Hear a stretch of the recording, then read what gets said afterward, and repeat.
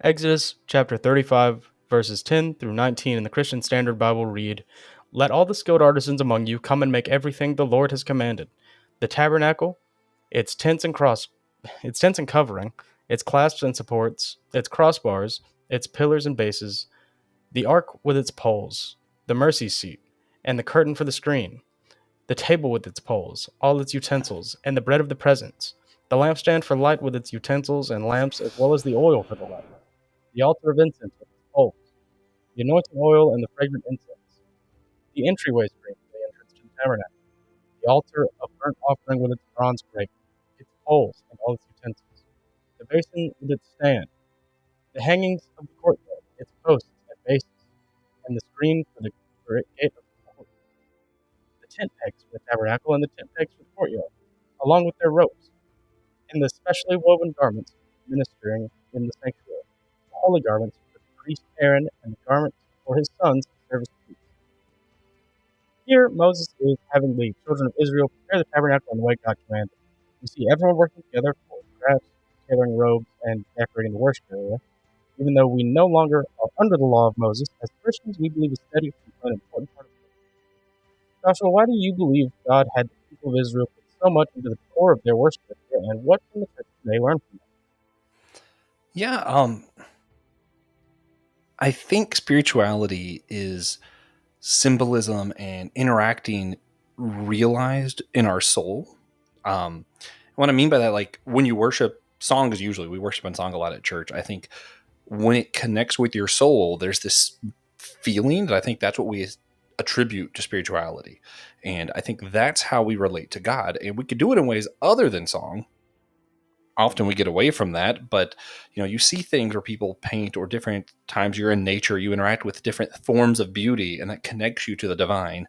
I think the same thing is true of stuff like the robes and all this. And I think when you put this much into detail, it's easier for everyone to have a part. And part of what it means to be the church is everyone contributing to the act of worship. So I think this allows everyone to contribute and have different points. Not everybody necessarily connects with a song, but maybe they'll connect with a painting. Maybe the robes, some churches have priestly robes of different colors for the seasons. Maybe all of those things put together is what really connects with some people and allows them to relate to God in a way they couldn't otherwise. And I think that's just how God designed us. It's why you see so many different sounds and beautiful things in nature.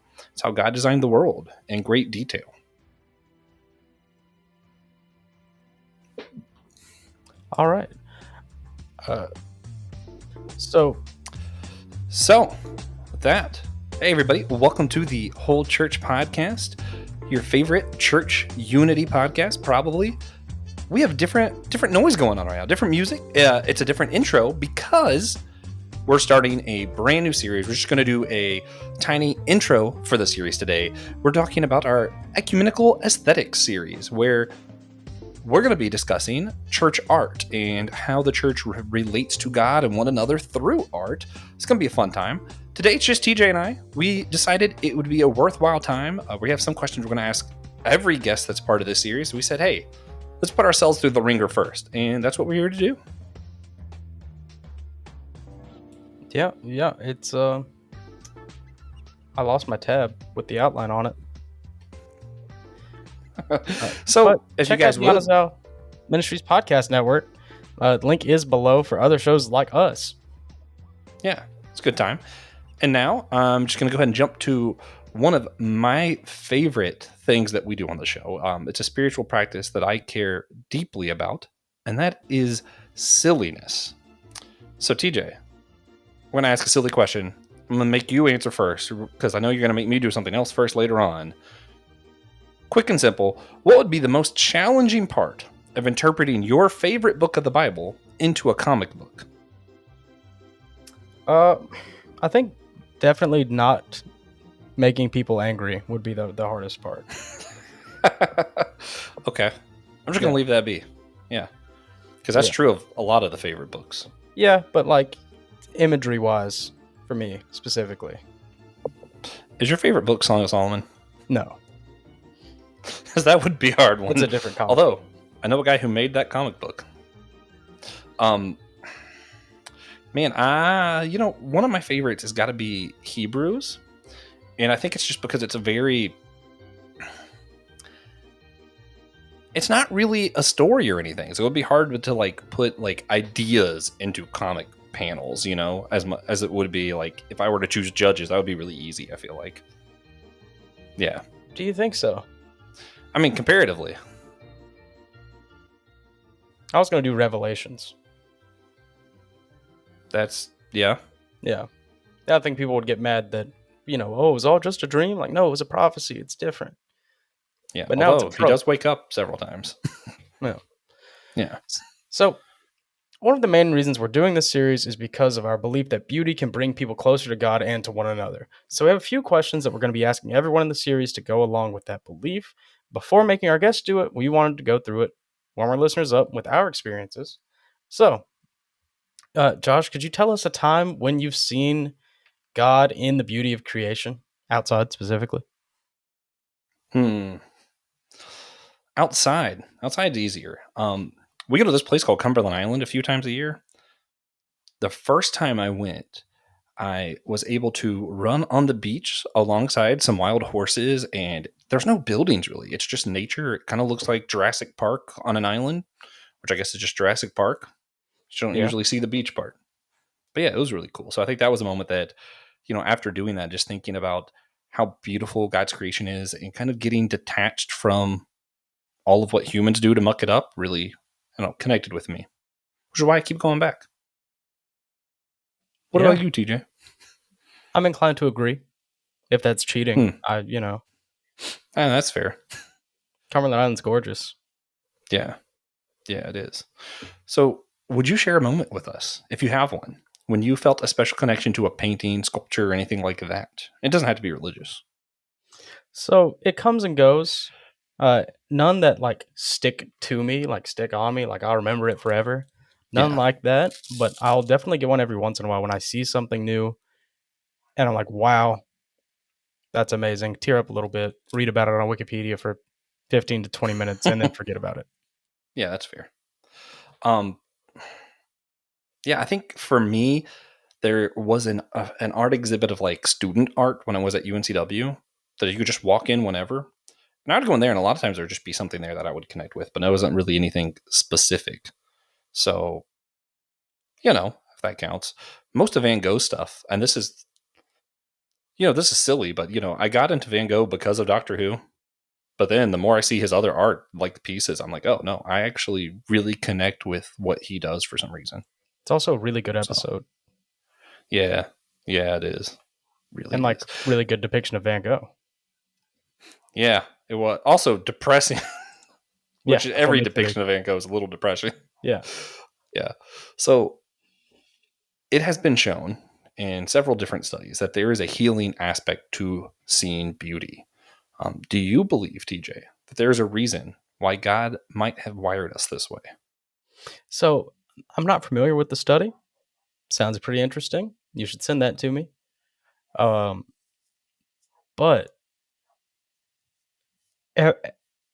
I don't claim to know the reason God does things.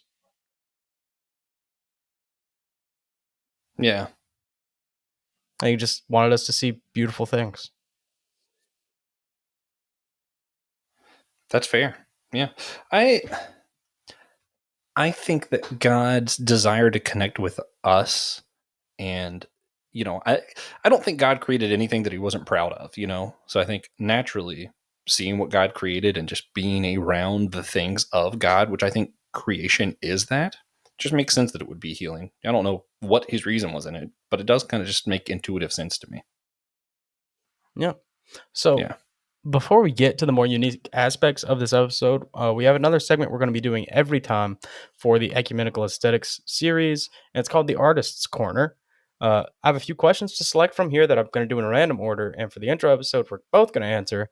We probably won't get to all of them, but we have 7 minutes to discuss whatever I want here. So, Joshua, do you prefer hymns or modern worship music?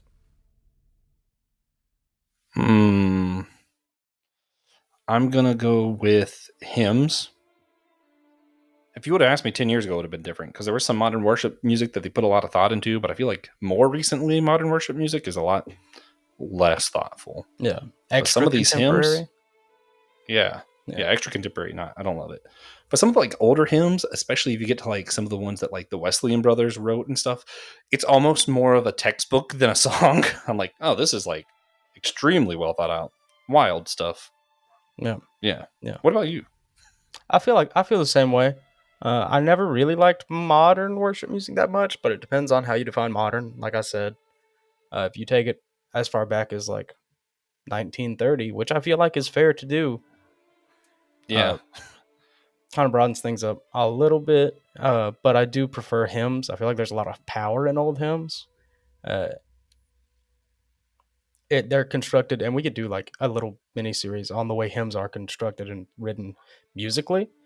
Uh, We should. but they're very strong. Yeah. Yeah. Honestly, I just like how most music used to be written. Yeah. It's rare that like modern music is written well, I feel like. Although there have been some like more of your like indie rock or like folk singers have written some stuff that I'm like, oh, I like how that was done. Yeah. Rent Collective. Yeah. Yeah, Ren Collective. You know, getting outside of Christian stuff, but like obviously, you know, I love a lot of Passenger stuff is like written where like the words match the kind of beat. Like the music has its own meaning separate from the lyrics, and I always like that. Um, Mumford and Sons, their version of Babel, I think really sheds a lot of light on like what Babylon actually means in the Bible, even though they're not a Christian band. They did that really well. Also, I got to say, Greta Van Fleet's newest album, there are a few songs that I'm like, okay, no, that was done pretty good. Yeah. Yeah, So, if your favorite Bible passage were a painting, what would it look like? I think it'd be very abstract. And in my head, there's a lot of greens, but like bluish greens, not like bright greens. Because my favorite Bible passage is Galatians 5:1. It is for freedom he set us free. Therefore, don't, you know, submit yourself again to slavery. And it's about like not being a slave to the law or to sin. So the freedom vibes, for some reason, I'm imagining it as like a blue green, which isn't very American to me. I guess if I were if I were to be really American, red, white, and blue. But I don't know. For me, freedom in that kind of context, I'm seeing it as like a blue green abstract piece. Yeah. For you, freedom is nature. Yeah, I think so. What about you? What's your favorite verse, and what would it look like? Luke 22:36. Yeah, no, I knew that. I just needed you to tell it for them. Yeah. Well, so it's hard to vocalize what a painting would look like to me. That's one of the many reasons I'm against AI art, partially because, you know what? Seems kind of hard for me personally because I don't know what I want it to look like. Um, but if you don't have a sword, sell your cloak and buy one. You know, it's it's dramatic, it's intense, and it is. You can see clearly that he is giving up some semblance of safety to protect himself in a different way. Yeah, yeah, I like that. I like That's that. hard. It's really hard. It's true. Uh, True. so, do you want to do all of these? No, just whichever ones. This is TJ's corner, really. TJ is the artist. Mm-hmm. So if you do want to hear the rest, you're going to have to listen to the series. We will cover them all eventually with different people. I'm not going to do them all for everybody, probably, unless they make a really compelling case. Yeah, and answer really quickly somehow. Really quickly, yeah. They only have 7 minutes. We're not going to take the whole 7 because we are short on time. Yeah. Speaking of the rest of the series, if you're wondering, it's going to be an 8-part series, and I'll just go over in order who we're going to be talking to Elizabeth Penglingen and Taylor Clyde next. We'll be talking about worship painting. If you ever see people paint during worship service, and we'll talk about worship in song. Taylor used to be a worship leader, still does a lot of worship stuff. Then we're going to have Nathan Gilmore on to talk about iconoclasm. You know, he used to be a religion professor, so he's very in touch with what it is. This whole idea of icons and imagery is bad, and that's a lot of the church kind of believes that way. Then we're going to have Pastor Will and Reverend Keno on. You guys should know all them. Great guys, and we're just going to talk about some of our favorite icons in the church, what we like as far as imagery goes. Then we'll have Dr. Link, Dr. Beck, and Brother J.R. Martin on to talk about imagery as it's used in the Bible and church flags. So it'll be fun. Pastor Shayna Watson's going to join us, talk about the Anglican Church and the art that they use. Father Jonathan will be back on to talk about the art of the Greek Orthodox Church, which is a lot. Joe Day will be back. We're going to talk some about art as he's perceived it being in and out of the home church. And then we'll finish the series with Professor Chris Moreland of the Catholic tradition, because he's going to, there's a lot of questions people have about how the Catholics use art, especially around statues. So we're going to discuss that with him. It'll be a fun time. Now, our final question for this series, rather than asking for practical actions for church unity, what we're going to do, we're going to ask, outside of paintings or statues, what is one kind of art you think people would get into that might help us draw closer to God and one another? So I think it just, you could say a lot of different types of art for this, and I'm gonna go with a painting style. Uh, but for pretty much everything, there's a specific lesson you have to be willing to take from the art style itself. At least that's what I think. And I'm gonna go with pointillism. And Hmm. if you're not familiar with it by name, then you'll probably know the painting of that park scene where it's a ton of people at a lake. There's some trees, a bunch of people, baby in a carriage, balloons. That is just tons and tons of tiny little dots of pure color, no brushstrokes. That's pointillism. Um, but Hmm. I think the lesson we can take from that is that God is in the little things. The little things Hmm. form His big picture, Hmm. Man, I basically. like that. Yeah, Also, TJ forced me to make part of this logo for the series and pointillized. I So, did. I forgot about that. yeah. So you guys could check that out. He didn't force me. He just suggested it, and it looked better. So it trumped my version. I would have forced him. Yeah. If it had come to it. I'm gonna do one that's kind of ironic, because Elizabeth, who's gonna be our guest next week, for those listening, be a few weeks for us. She is a professor of the culinary arts, but I'm gonna go with culinary arts. I think for me, if you want to talk about connecting with somebody else, learning about the food that their culture partakes in, or I feel like there's just a special connection to someone's culture when you experience the food of that culture, if that makes sense. I think if I'm talking to somebody who's not American at all, I have friends that were just from other countries, and they're like, hey, make me some biscuits and gravy. There's something about that moment of someone's first biscuit and gravy that they're like, oh, and I'm like, yeah, this is what I grew up with. This is me in a way. Like, something about our food is personal to us and part of our identity, I think. So I think being able to do that really helps you connect well with other cultures whenever you're willing to experience other foods. And it really is an art, whenever you go to like Epcot and you see some of the presentations of the food and like how the colors contrast and stuff, like, it's very symbolic, and it's something you can partake in. And I just like eating, so naturally I was going to say that. Yeah. So, what would be the repercussions in the world around us if everyone stopped to take the time to appreciate sharing each other's culture and that God's in the little things? You have to explain I'll why. answer mine. You answer yours. I think that's fair. I think if everybody partook of other foods and saw culinary experience as something worthwhile to appreciate, not just, consume, I think you'd understand one another better, really. And I feel like it would just help us open up more. It's really hard to have good food from another culture that you haven't experienced and not let your guard down a little bit, because you're always like, wow, that was awesome, that tasted like, like, it can't not be a conversation starter, I feel like. Mm-hmm. Yeah. So, what about you? What about yours? I think people would be generally a lot less stressed, naturally, unless your body is making you be stressed. You can't do anything to stop it. That's different. But That's fair. people would generally be happier, I think, more content with what is happening. Yeah, that's fair. Yeah. So before we wrap up, this stays the same. We're going to do our God moment. We ask everyone to share a moment where they saw God in recently, whether that be a blessing, challenge, curse, moment of worship, anything that you saw God in. So, Joshua, do you have a God moment for us? Yeah. I gave blood. Somehow that put me in a raffle. Got an Amazon gift card, and I got this new shower head with it. And it's like one of those like rainfall shower heads. It's just been like a tiny blessing that somehow just makes my whole day better, even though I just use it for like 10 minutes a day, but it's nice. Yeah, that does sound nice. No. So me personally, my God moment. Last week I had 4 days off from work, which was amazing. That Pretty is great. crazy, actually. Yeah. I used vacation time, but Worth it. I did it because my friend Josh, not this one, different Josh, came to visit from Virginia, and we got to spend a few days together for the first time in a long time. So it was great.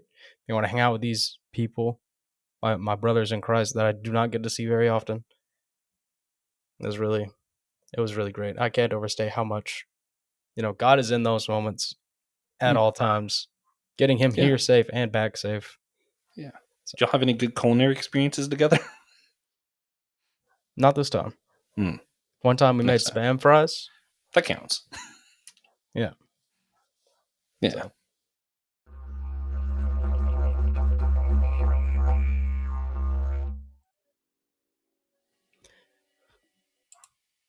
So, please share this with a friend, enemy, cousin.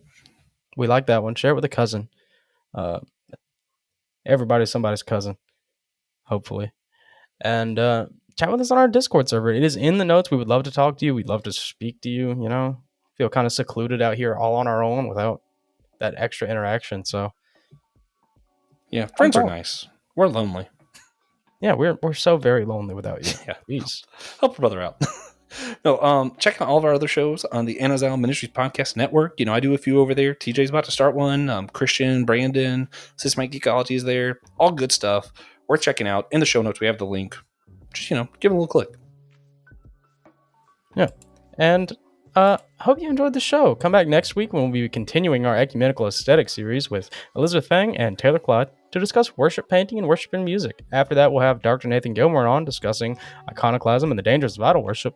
After that, we'll be joined by Pastor Will Rose and Reverend Keno Kennedy to discuss our favorite iconography and other church art from various traditions. And finally, at the end of season 1, Francis Chan will be joining us. Yeah, but he's not aware yet, so someone's got to tell him. Someone has to tell him. Yeah, please. Please.